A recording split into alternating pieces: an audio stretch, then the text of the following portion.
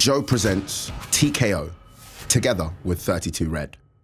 Hello and welcome to round 6 of TKO here on Joe Together with 32 Red. We're a podcast and YouTube show and we'll be with you every Thursday. Very pleased to say our guest this week is the editor online of Boxing News and the author of Anthony Joshua's unauthorised biography, John Dennen, a man who's fast becoming a relic in the world of boxing. He's been around so long.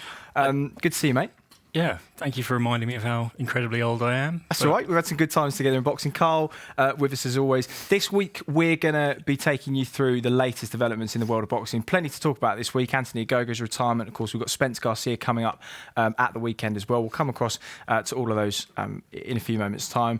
Let's start, though, with the heavyweight division. Yesterday was 20 years since Lewis Holyfield won. Great fight. Dreadful decision, and I think the only thing missing around that fight was the social media storm, because of course there was no Twitter. But I think given that decision, it would have been something similar to what we saw after Wilder and Fury. Yeah, I mean, it would have been so big, but yeah, it goes to show it's not the first time there's been a dodgy decision in boxing, not the first time there's been controversy, and you know, in the media we sort of feed off that. It's good to have, not good, but these talking points do generate huge interest, and of course there was a rematch after that fight. There was a rematch. I think there's this weird consensus at the moment that we're in the only era ever when big fights haven't been made. We all know about Riddick Bowe putting his belt in the bin to avoid Lennox Lewis, the step-aside fee Mike Tyson paid to Lennox to not fight him. I think it was $4 million, something like that. This is nothing new, is it, Carl? Big fights. We're still in the era where it took Pacquiao Mayweather, felt like 10 years, maybe more, to make a mega fight, and it eventually happened. But it happened right at the end of both guys' careers. That was one of only 2 occasions where big networks have collaborated: HBO and Showtime, Mayweather Pacquiao, and of course Lewis Tyson in 2002-3. To get these big fights over the line, with Tyson Fury now at ESPN, Deontay Wilder kind of a free agent, but of course with loyalties to Shelley Finkel, Heyman and Showtime, and of course Anthony Joshua with DAZN. Do you think it's going to take a collaboration to get those fights over the line? I just can't see a collaboration happening. It's got to be such a massive fight for it to be worth the network's while to do that.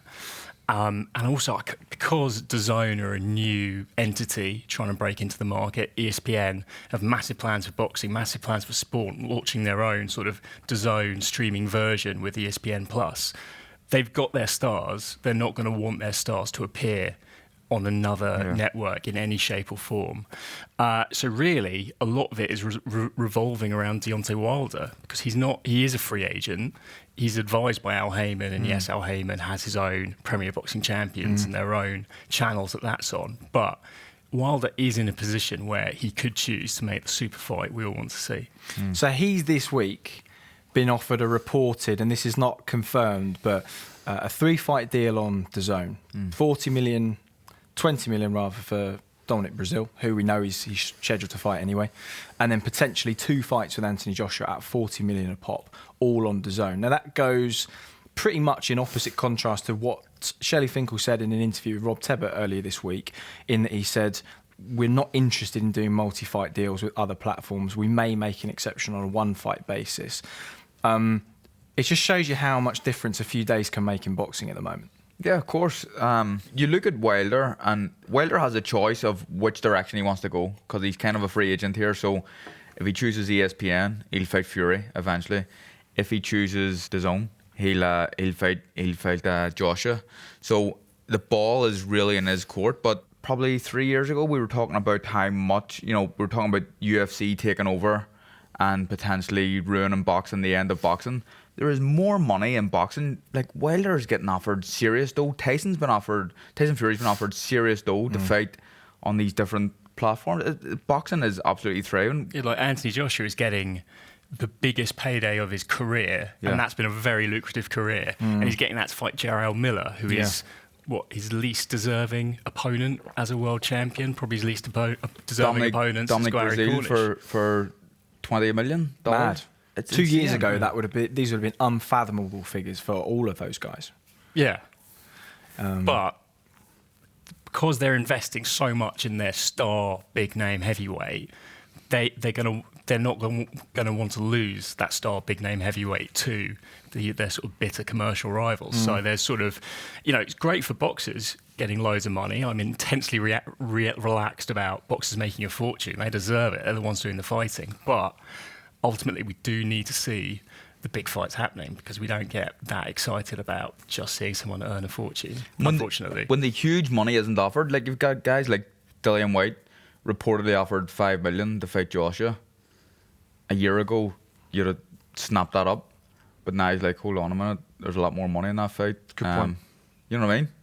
Yeah. So, unless you're offered mega bucks, a lot of these guys don't want to take a fight. Parameters are completely shifted. One of the interesting things about the negotiations with Wilder and DAZN is that Eddie Hearn has been kind of forcibly made to take a back seat. Could be very clever engineering on his part, because he knows that actually the way things have gone, the spats with Espinosa on Twitter and the war of words he's had with Shelley Fink. Twitter spat. Great Monday night, by the way. Yeah.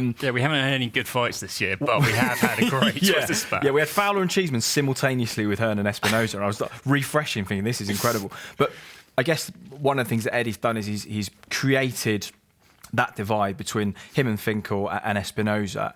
Is it a smart move for him to take a backseat in those negotiations? Because do you feel with him involved, they're less likely to happen? Eddie Hearn is like, I know I've given stick over the years, but he's a master promoter. I think he's brilliant at what he does. And I think that him taking a backseat is probably a good thing and potentially helps. We talk about taking a back seat. It's just about like him being up front on the camera all the time. I'm sure he's still negotiating behind the scenes, you know what I mean? But I don't think he needs to be as forefront on the TV all the time.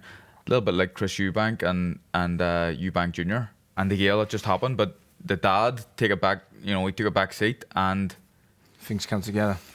Yeah, when things go quieter, that's probably a good sign that things are actually happening behind the scenes. I remember when Eddie Hearn and Scott Quigg appeared on camera waving a big check about fighting you, and then watching that, I was thinking, well, this fight's not going to happen anytime soon. And then when it all went quiet, actually, progress presumably was being made and actually getting the Quigg fight. The thing is, that was me being involved in that fight with Quigg.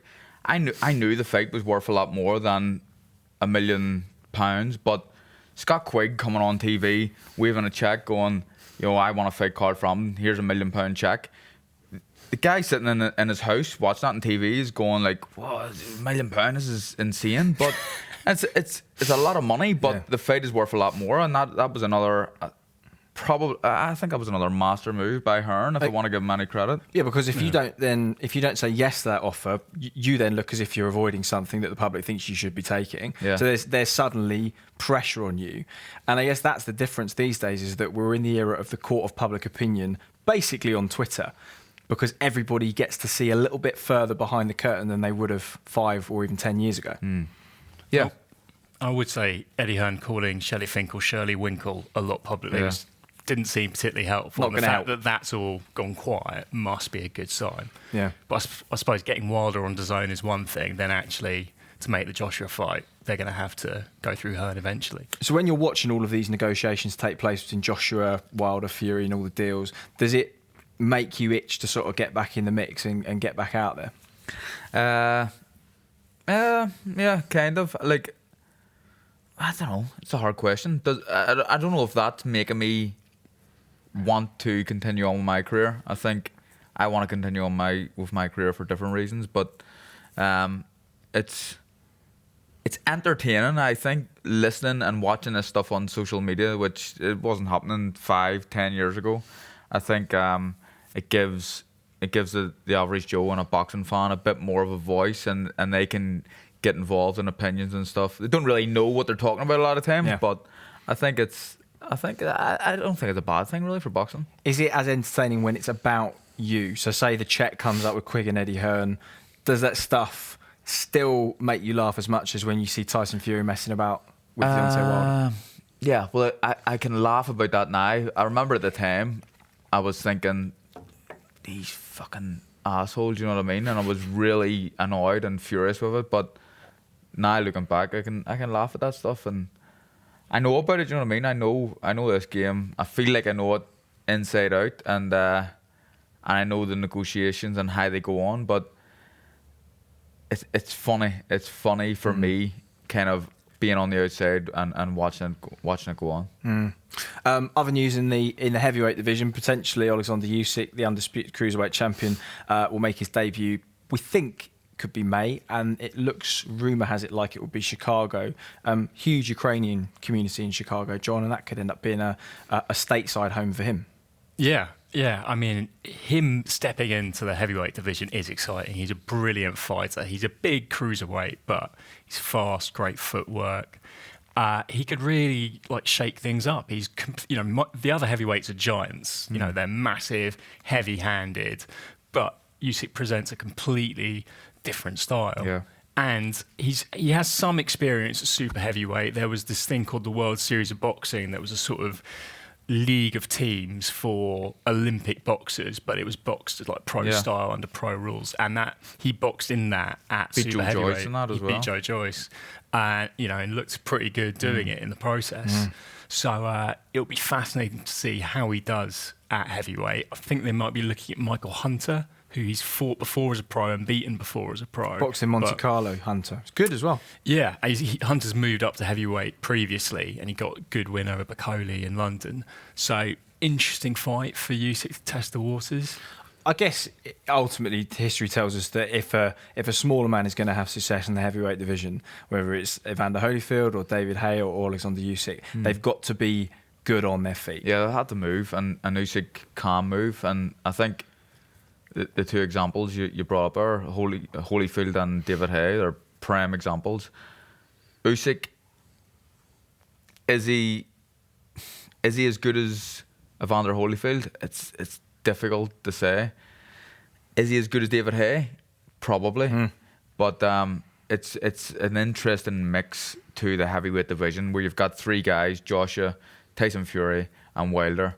If you fire Usyk into the mix, it just it creates a lot of buzz and a lot of excitement. But is Usyk's chin going to be good enough to stand up to that kind of power? Beterbiev wobbled him in the amateurs, but then Beterbiev does hit like a mule. I guess that is the defining question. Are we going to see Fury Joshua, Wilder Fury 2, or Wilder Joshua in the next 18 months? What do you reckon, John? As things stand now, unfortunately, I think you've got to say no, because all three of the top names seem to have different affiliations. That could change very quickly. Wilder's in this week's Boxing News saying, the Joshua fight could happen sooner than you all think. But 2 months ago, I was extremely optimistic about the future of boxing and about the state of the heavyweight division. Now I'm pessimistic, and I think it's going to be hard to make those fights happen, which is very unfortunate, actually, very unfortunate for the sport. Because the big... we talked about having to wait for Mayweather and Pacquiao to fight each other, but during all those years of waiting, they were still fighting big names. Mayweather still fought Hatton, who was a big name, fought Marquez, all these fights. At heavyweight, there aren't that many people out there other than the That's big the three. thing. Who do they fight if they're not fighting each other? You're always going to be disappointed with the opponent. Well, look at the public reception to Jarrell Miller and Dominic Breazeale as two oppositions. And aside from Dylan White, they're the two kind of prime contenders, and people are brutally unhappy with them. If they're going to be on different networks, there's going to be a rotation of, Dominic Breazeale, Miller, and Dillian White. That's what it's going to be. There's not a lot of Povetkin as well, but we want to see them fighting each other. But again, I'm not sure. I'm not sure if that's going to happen. Yeah, and the problem with them not fighting each other is people just won't. I'm not sure how interested people will be in watching, them fight the second tier heavyweights, whether it's people like Oscar Rivas or Kubrat Pulev or people that the general public aren't really familiar with. And if, and then there's so many other things to do. People will just tune out of boxing, unfortunately. I think Miller is a good fit. While they're not fighting each other, I think, although they're getting a little bit of stick, Anthony Joshua and Eddie Hearn, I think Miller is a good fight for Anthony Joshua to make his stateside debut. I think it's a big fight. It's not an easy fight. It's a fight that he'll win, but I think it's a good fight. And Go on, John. If it does lead to a Wilder fight, then it will look like a genius move. If after the Miller fight we are where we are now, not knowing what next, waiting to see if, Joe Joyce gets a shot at heavyweight title, the boxing public will not be happy. My producer Sides made a brilliant point in my ear while you two have been yakking away. And this is something I've heard, actually, in recent years from a few different people. Because of the influx of money that's come into boxing in recent years, into other sports, NFL, basketball, athletes who could earn money getting punched in the face are actually earning more money going and running about on a field, chucking a ball around. And as a result, that has diluted the heavyweight talent pool of some of these big athletes who in past years wouldn't have maybe had the option of playing those other sports for that money. Do you think that the way sport is set up in the States has maybe diluted the talent pool and has just left us with the Jarrell Millers and some of the other guys a bit further down? And if those sports weren't necessarily as lucrative as they were, that we'd actually see a deeper talent pool in the heavyweight division stateside? I mean, I think there is a massive gulf between the top 3 and the rest. Like, the top half of the world top 10 is way better than the bottom half. Yeah. But I mean, that might have been a problem in heavyweight boxing for many years now, since the sort of golden era of heavyweights. I'm not sure.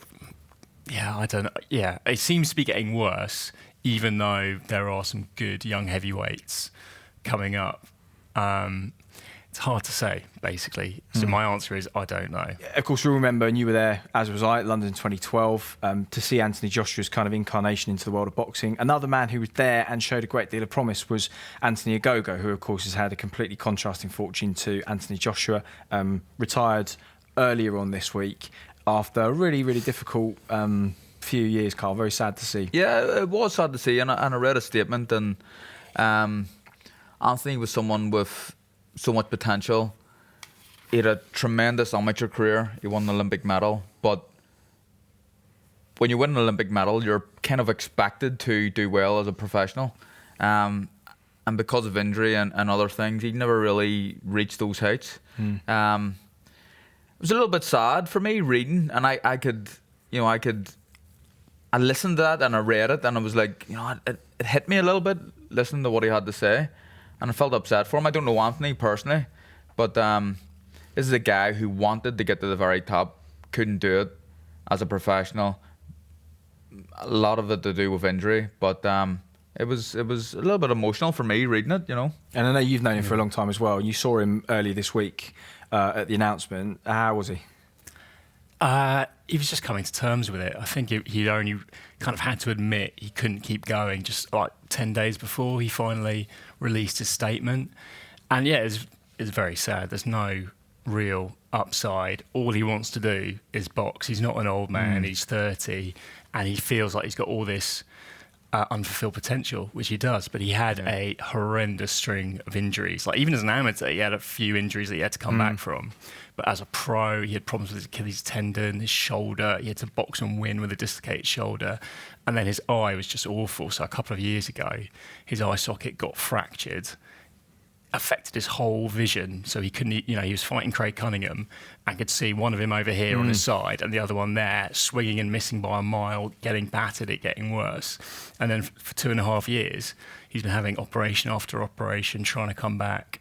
And it's just not possible. He's got the commercial security from Wasserman, who've really looked after him since he turned over. And I suppose, not in a cynical way, but he's done brilliantly out of them, given the lack of the inactivity that he's shown over the last 5 or 6 years through no fault of his own. It must just be difficult to work out where the hell you go now at 30 years of age, having not fulfilled anything that you thought you were going to. I think so, but I think Anthony is probably in a lucky position where commercially, like, he's appealing for other people. I can kind of imagine him being like a, what do you call the gymnast who's constantly on TV now? Lewis, what's his name? The gymnast? Lewis Smith. Yeah. I can kind of imagine Anthony Agogo being like a boxing version of Lewis Smith. He'll get a lot of work. Good looking guy. I think he'd be fine commercially, but again, all he wanted to do was be a professional world champion, and it's gotta hurt him that he's had to come to terms with the fact that he can't do that anymore. Yeah, very, very difficult. Yeah, I did a long interview with him the other day, so it was like talking for 50 minutes about all this kind of stuff, and the last thing he ended on was him just saying, I just want to box. And so there was no relief that this injury saga was over. No satisfaction that he got an Olympic bronze medal, which is a real achievement. But he just felt like he'd never had even his that moment. was difficult because his mum got ill weeks before the Olympics, and so he almost didn't go, did he, to 2012? He almost pulled out. And so I feel like he always has felt like at every hurdle something's gone wrong. Yeah, I mean, his amateur career was pretty epic in that, you know, he had this amazing fight with a Russian in Baku where he'd hurt his arm and beat him with one hand, but then didn't qualify for the Olympics that time around. Had to come back from that operation. Then he was boxing this Georgian in Trabzon, and he was like 6 points down. I can't exactly remember how many, but in that point scoring system, that's like an impossible deficit in the last round. But anyway, he came back, won that, qualified, was going to the Olympics, but then his mother got really badly ill and he was out the gym to be at her bedside in hospital. Then he decided to go to the Olympics kind of for her. Got a horrible draw, got this Kaitrov, who was the reigning world champion. He was an absolute beast. That was a tough 3-round, vicious bout. He got through it on a countback. It was really close, but great crowd atmosphere. And then he got his medal and was obviously he wanted to go all the way. So he looks at it as a sort of failure because he got the bronze, but objectively it was, quite a feat, quite something to do. Wasn't really expected to do a lot in them Olympics, I don't think. But to come away with, first of all, the boxing on Olympic Games is huge. But just to get there. Yeah. But it's something I regret myself. But to come away with a medal is, especially when you're not really expected. And am I right in saying that? He wasn't really expected? Like, at the time, he wasn't expected to win medal or pick up a medal? Yeah, you're absolutely right. Because he didn't have a major medal at a sort of World Champions or Europeans, as I remember it. And the sort of other guys on the team were more likely to do well. Like Tom Storger had won a medal at almost every major. Obviously, there was a lot of hype around Joshua even then. And Campbell as well had a fair bit of buzz around him. Exactly, he was a world silver medalist. But one person that always says a similar thing, he's Darren Barker. He always says, one thing I regret is not having gone to an Olympic Games, obviously Commonwealth champion. What's the regret from your end of not going to Olympic Games? Well, I regret I wasn't selected. I was a good amateur. I wasn't a brilliant amateur. For Olympic qualification for Beijing, it was me and David Oliver Joyce, who's now turned professional. He was the number one guy in Ireland. He qualified for Rio, didn't he? Went to Rio. He did, but at the time in Beijing, he was kind of selected in front of me. He had the chance to go to 4 qualifiers. I felt like I should have been given the chance to go to 1, and I never was. It is a regret, but it's not a massive regret because I've done so well as a professional, and I'm very, very happy with my pro career. But not going to a major tournament for me, it was kind of a big deal. The Commonwealth Games especially, I'd love to have represented Northern Ireland in the Commonwealth Games, but I never had the chance to do that. I was beaten by a guy called Ryan Lindbergh in the Ulsters, and I have a few regrets as an amateur, but as a pro, I always feel like I've overachieved, really. Well, they changed the rules for 2016, so if you wanted to rejoin the Ireland team, we'll see. Will they get? I was going to say because they wouldn't get head guards to fit you, but they don't need them anymore. Probably. Yeah. I'm trying to look at my head here. Got a wide enough shot on that. Yeah. It's a big dome. Body of a featherweight, head of a super heavyweight. You're watching TKO, together with 32 Red. Now he's Alex Payne, James Haskell and the guys from House of Rugby with something a little bit different. Chris, thank you very much indeed. It's just a moment or two for us to duck in and tell you about the House of Rugby. Why should people be watching and listening? We are Tracy trying to mix everything up. This is going into another show so that people come and watch us. Oh. Hello, everyone. Say hello to nice people. Right. Well, we should basically watch House of Rugby because it's unbelievable humour. We don't talk about any rugby, and we give you the inside track from people who are still actually involved in rugby, not old 60-year-olds who don't know anything. Good. You can download us via YouTube. You can as you can tell, we're a very professional outfit. You can watch us via YouTube and download us via iTunes. I hope you'll join us at some point. It's a lot of fun, really. Thanks, gents. Okay, we're back with our guest, John Dennen, online editor of Boxing News and, of course, author of Anthony Joshua's unauthorised biography. John, good to have you with us. We're going to be previewing Spence Garcia in a few moments' time. And, John, you're going to be taking our 32-second challenge with 32 Red. Looking forward to watching you fold under the pressure. Unlike Chris Eubank, he was on his game. I'm not sure if I'm a big game player. Can't wait. Oh, yeah, it was a 32-minute challenge. Big news broke last night. WBO orders Sergei Kovalev and Anthony Yarde. If no agreement can be reached, they'll go to purse bids within 30 days. Of course, Tunde Ajayi and Anthony Yarde have been talking about it, but quite a shock announcement, I think, from the WBO, John. Yeah, well, not a shock in the sense that Anthony Yarde had got himself highly ranked and was sort of in the frame to get his shot at the world champion. But the fact they're ordering it now, it seems... it seems very soon for Anthony Yarde. He hasn't really fought the people to bridge the gap between the level he's been operating at and not just any old world champion, a very good one in Sergei Kovalev. It's I feel like it was a strange one, but I feel like Anthony Yarde, who's kind of been built up, and I think he's been mandatory for quite a while now, has he? Yeah, for quite a while. Or at least number one. Well, number one in the WBO but for a he's year, he's only had, is it 17, 18, yeah. 17, 18 pro fights. Didn't have a great amateur career. Didn't have a long amateur career, but he's now, going from fighting guys, no real standout names, to fighting Kovalev. It's a big ask. But are him and his team thinking we've got him at the right time? He's, 35, 36? 35. Certainly after the first Alida Alvarez fight where he was knocked out, you would have argued that there was a case to be made he was on the slide. But actually under Buddy McGirt in the rematch, he looked a renewed fighter. Yeah, I mean, that's a good win, turning things around. And it's hard to say he's on the slide when he's done that. But maybe Anthony Yarde's team has seen something. He's not the youngest guy in the world. That's my concern with Kovalev. And Yarde is a young, fresh guy. Hasn't been any wars. Hasn't been in really a difficult fight at all. So there's a couple of questions here. Is he ready for Kovalev? And is Kovalev over the hill slightly? Because ultimately, John, we're looking at a guy who's just beaten a 38-year-old Travis Reeves at the Royal Albert Hall. Great venue, by the way. And as far as we can tell, some of the best people he's sparred are sort of 2017 Craig Richards, people like Andre Sterling, who, don't get me wrong, are good British-level fighters. But they're no Sergei Kovalev in 10-ounce gloves. Yeah. They don't prepare you for that. Yarde will be a massive underdog going into this fight if it happens. There are negotiations still to take place. A lot could happen between now and this potentially taking place. But maybe he'll be such an underdog that, if he does do something better than expected, he'll come back with his reputation enhanced and have elevated himself in the process a bit.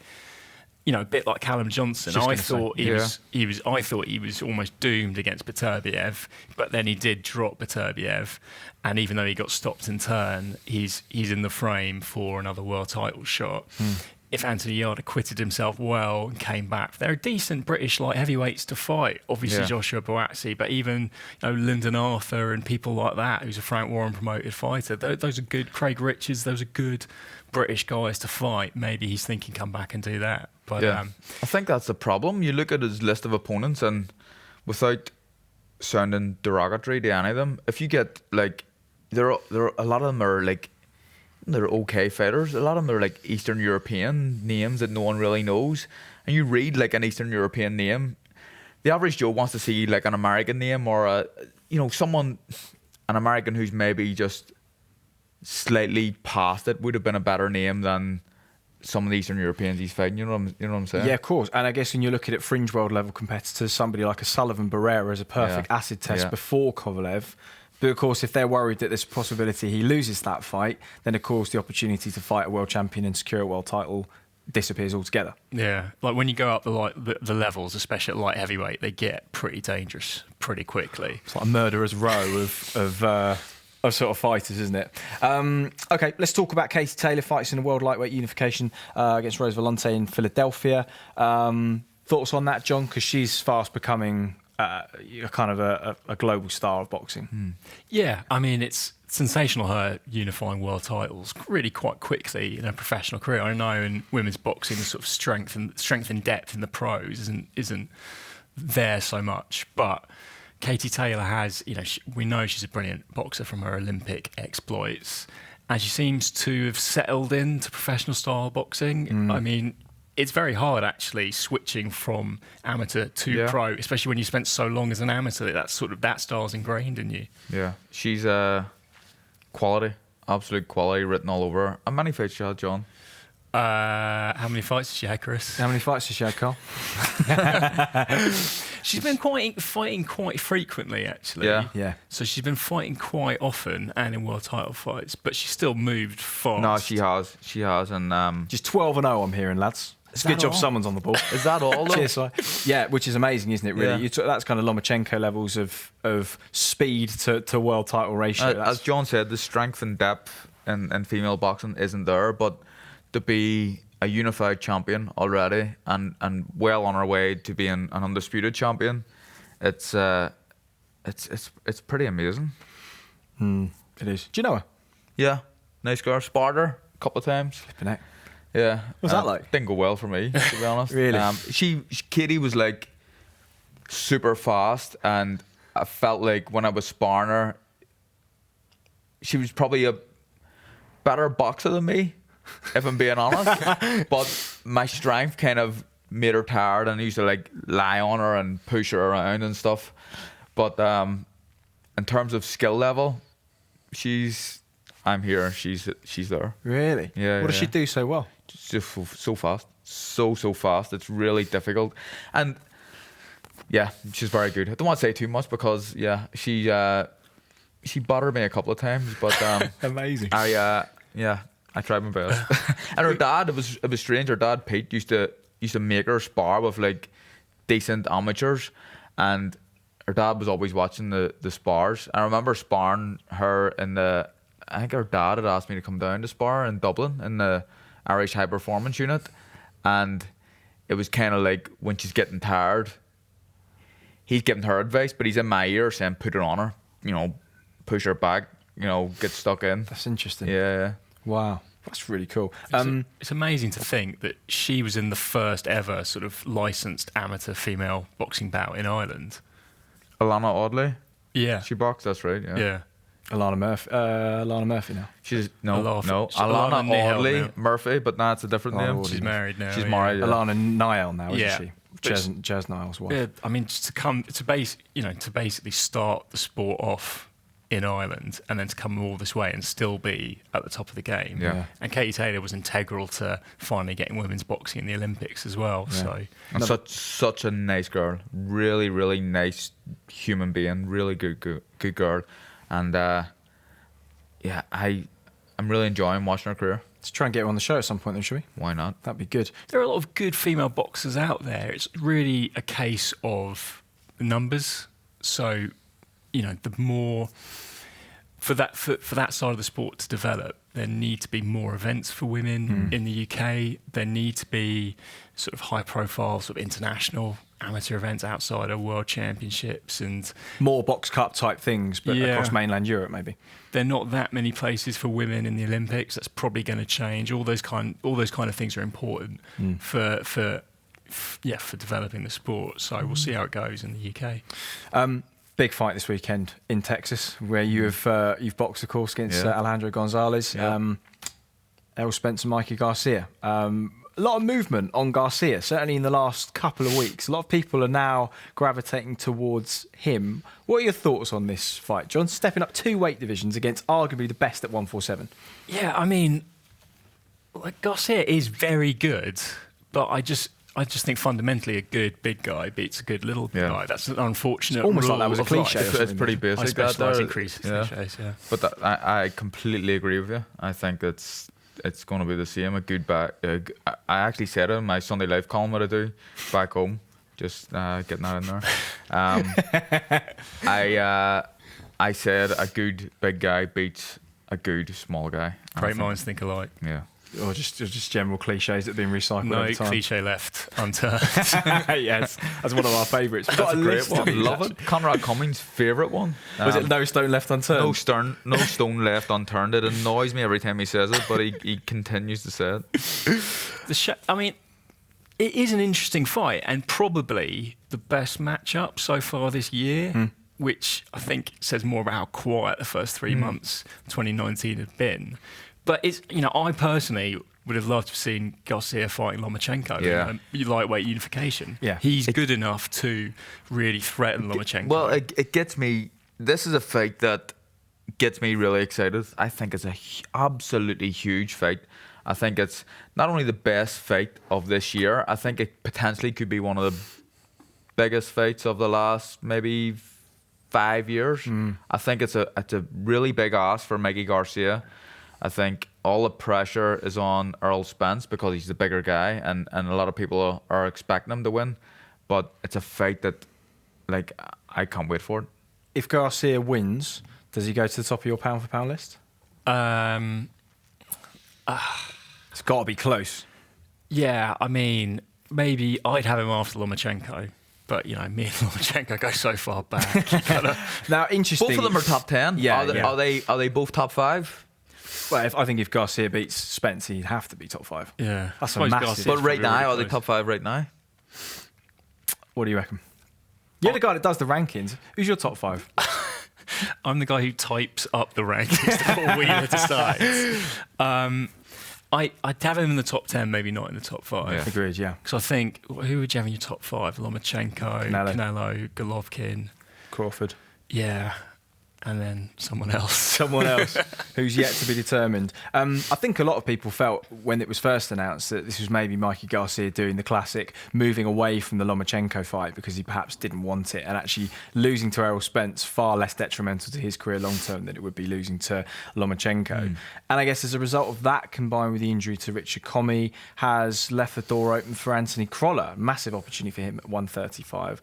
Lot of negativity from the British fight fans towards this fight, which don't know how you felt towards that. Been a little bit annoying to read in an era where so many people got behind Ricky Hatton when he went over to fight Floyd Mayweather. We're so patriotic with our football team when we go to the World Cup. Yet this fight, people haven't really been quite as positive as maybe they could have been towards Crolla.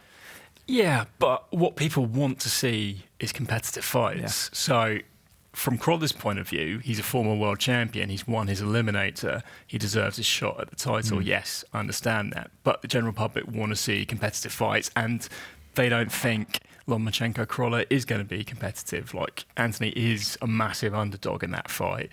He lost, he lost fairly conclusively to Jorge Linares, who of course Lomachenko beat pretty well.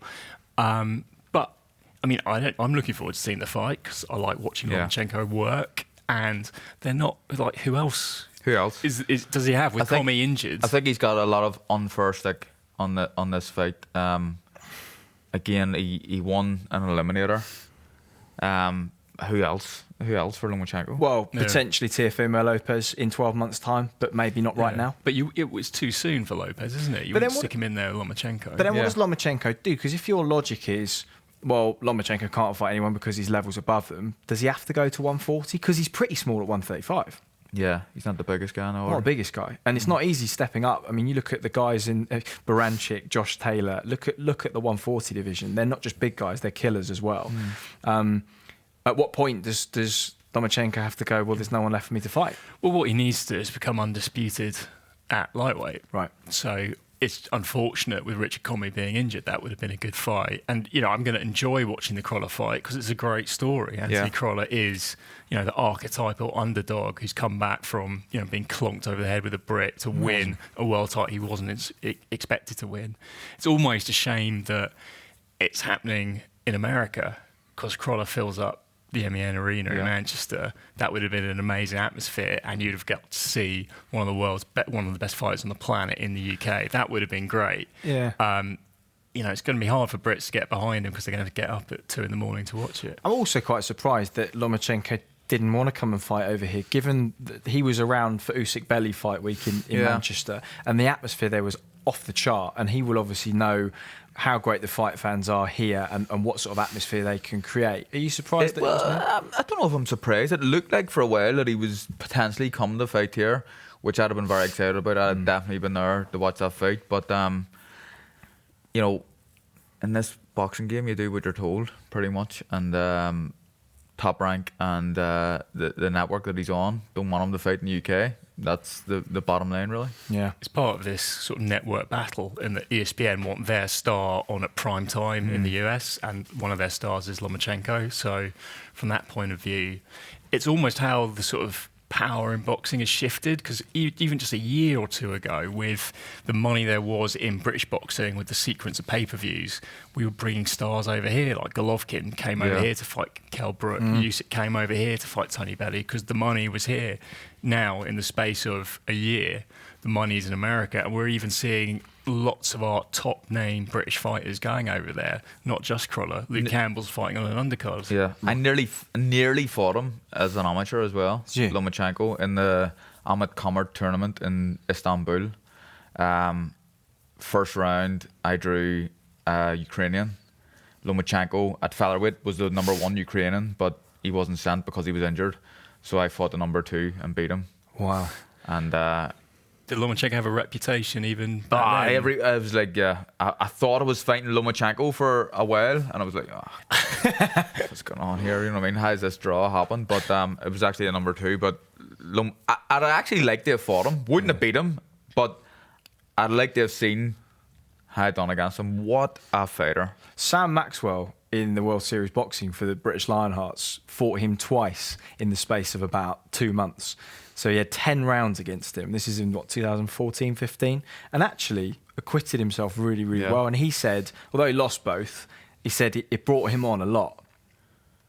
I mean, there's no one like Lomachenko. Yeah. He's got such a... Well, it's like when he came on the scene, were you guys thinking about his sort of style? Had you seen someone like him used before? to watch. I remember as an amateur, we used to watch a lot of the Ukrainian stuff. Like we had a Georgian coach in the Irish team, Tsar Antia, and a lot of the stuff to do, like pulling the glove down and hitting someone. Yep. That's like a new Ukrainian thing. You know what I mean? It sounds so basic, but no one was doing that 10 years ago. And he does a guard lift as well. So he reaches out, he pulls up and throws the backhand through. It's mad stuff. He's got a really unique style, a complete style of his own. There's never been a fighter ever before like Lomachenko. I love to watch him. And his dad, of course, is now coaching Usyk, so everyone in the heavyweight division is sort of sweating buckets, knowing how good he is already. I mean, Anthony Crolla, we're going to go and see him next week, so I hope he doesn't watch this episode because we're bigging up Lomachenko so much. But, he's got a great story, so we'll head up to Bolton and catch up with him next week, and good luck to him. Before we go, John, thank you very much for your time, by the way. And I know you're slightly dreading this, but I quite like the fact that you're dreading this. Oh, we're going to do the 32-second challenge with 32 Red with John Dennen. So word association. So I just say whatever pops into my brain? Keep it clean. So we're going to start the clock. Are you ready, John? So and this has to be done in 32 seconds? 32 seconds. I'll give you a shout when it's up. Quick, John. All right. You're no dandyism or any of that. Just keep it one word if you can. Okay. All right, you ready? Yes. Okay. Wilder. Heavy-handed. Fury. Mover. Joshua. Good. White. Unlucky. TV rights. Boring. Frampton. Wonderful. Next British world champion. Luke Campbell. Anthony Crolla. Good luck. Scariest fighter on the planet. Oh, this is such a good question. I think about this so much. I'm frightened of everyone. Usyk. Crufts. Surprisingly compelling viewing. Correct. Stop. Correct. I'm glad we got that in, actually, because you were tweeting about that. What, Crufts? Yeah, I spent my weekend watching Crufts. Really? You enjoy Crufts? Yeah, well, it gets really boring at the later stages, but there are moments where these dogs are barreling around catching balls. It's great. This is the real John it's Dennen. not great, but I'd never watched it before. Where my dad works in Belfast, it's a leisure centre, Lochside, and they used to have a Staffordshire Bull Terrier show, like once a year, and it was a big show. And I think I'm right in saying if you won that, you got in the Crufts. Is that what it is? Right. I mean, I'm not actually an expert on crafts. I just, I've never had a dog, so I just watch them on TV. A lot of cheating goes on. I remember as a kid, this is strange. I remember as a kid in my dad's work, like they used to show staffs and English Bull Terriers, and in the corridors of the leisure centre, the white English Bull Terriers, like there was talc everywhere, so they'd be putting talc on them and make them more white, and the black ones they'd be rubbing them and like boot polish and stuff. No. We need to get to the bottom of this. And you thought there was boxing scandal was in corrupt. boxing. Forget about it. This is where the scandal is. To be fair, I wasn't impressed with the dog that won Crufts this weekend. What was it? Just, I don't know, some basic small dog. There were some way more charismatic Hold on a minute. dogs that got eliminated. What type of dog was it? If you're a Crufts fan, you need to be able to tell me the breed. You can't say Just basic small dog. Yeah, no, just a basic small dog. It didn't have personality, in my opinion. It wasn't a mongrel, was it? Can't be a mongrel and be in Crufts, can it? Well, I don't think so. No, it can't. It, absolutely not. It has to be purebred. Yeah. I feel we've strayed onto a topic that I'm not. Yeah, this I'm not an isn't expert making the edit. in. Let's be perfectly honest. Good. Well, John, great to see you, mate. Thank you very much for coming on the show and talking to us about the lie of the land. We'll see you again very soon. Carl, thank you as always, and thank you at home for watching. TKO round 6 done and dusted here on Joe. Remember, you can check out some of our other shows, including House of Rugby with James Haskell, and of course, Boys Don't Cry with Russell Kane. Well worth a watch. We'll be back in 7 days' time. We're heading to Bolton to catch up with Anthony Crolla, head of the biggest fight against his life against the 135-pound king, Vasyl Lomachenko. We'll see you next week. You've been watching TKO on Joe, together with 32 Red.